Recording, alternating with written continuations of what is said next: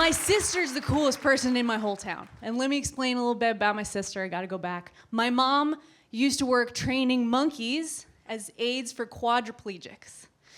So like seeing eye dogs, they help the blind. They tried to get these monkeys to help quadriplegics. Turns out monkeys are very unhelpful. And so like the quadriplegics would have a little straw to blow into to release a treat if the monkey did a good behavior. But the monkeys realized that if you just take the quadriplegic's head and jam it down onto the straw, then they'll breathe out, releasing all the treats. Why work if that's what you can do? So my mom realized this wasn't a great program, sort of at the same time that her favorite monkey, her test monkey, was on the brink of death. She was gonna die. And she was in this horrible cage in a laboratory. And my mom was like, I wanna give her a peaceful place to die. I wanna have a funeral for her like Princess Diana. I just want it to be very dignified. I'm leaving this program. So my mom, what she did is she signed the monkey out as dead. She took her home. And then the monkey proceeded to live through the weekend and then for 30 years. For 30 more years in the house with my family. So everyone says, oh my gosh, you have a monkey as a sister, that's my dream. That's so cool. It's not cool, it's not a dream, because she was a huge bitch. She's very abusive and mean. She would like pee on my dolls.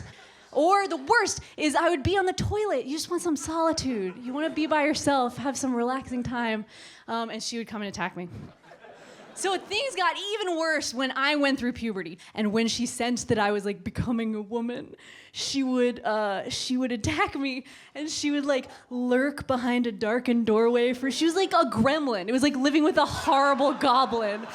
She would lurk for me to come by the door, and then she'd like jump out and like bite my Achilles tendon, and she'd laugh, and monkeys laugh like this. They're like, which is way creepier with no sound. She particularly didn't like my laugh. You guys are smiling, it's awesome, laughing, great. Don't do that to a monkey, because you're baring your teeth. That's a sign of aggression. So anytime I laughed, she'd be like, oh, you want to go? Like, I'm down, like, bring it. So I was so in love with my boyfriend, and we were ready when I was 16 to do it. And I was so excited. And I planned it, because as the ladies in the audience know, like ambiance is very important when you're gonna lose the V card. So I got princess mosquito netting, and I got votive candles, and I laid them all around, and it was so perfect. And we waited for my parents to be out of the house across the street at a holiday party.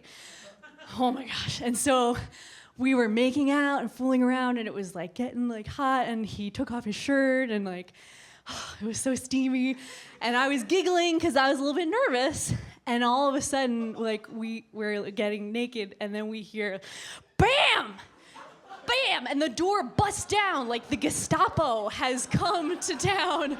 And we look, and it's Amelia, and she's heard the laughing, and she's like, oh, it's on. Like, yeah. And my boyfriend covered up his junk with a pillow, and I'm like trying to shoo her away, but she's really fast. So she runs, and she gets tangled up in the mosquito netting. And she's like, she's this ball of rage in a net, but she's so strong, she pulls down the mosquito netting, and now she's like running with a big net behind her. And what I now know about mosquito netting is that it's quite flammable. So she pulls it through this like row of votive candles, and it catches on fire, and now she's trailing fire like a comet, and I'm like, oh my God, I'm gonna like burn my sister to death, and I'm naked, and my boyfriend's screaming. So we like put it out with pillows, and there's like smoke, and my parents have heard all this commotion, and they show up at the door. And Amelia has detangled from the net, and she goes onto the bed. She like strolls onto the bed. And she takes a shit. Like she's dropping the mic. It's like, my job's done here. Try to lose your virginity now after that. She strolls out, and that was that. But I went home recently. Amelia passed away after 30 years with us. She had lived a really wonderful life. And my mom gave her the dignified Princess Diana funeral that she always wanted. It was an open casket ceremony. It was super creepy. The whole town came. She wore a smoking jacket. Never in real life, but in the funeral, yes. I don't know why. And since then, I've gone home and I've been like on the toilet thinking like, oh my gosh, oh no. And then I realized she's not gonna be there. And I walk into a darkened room and I realize she's not there.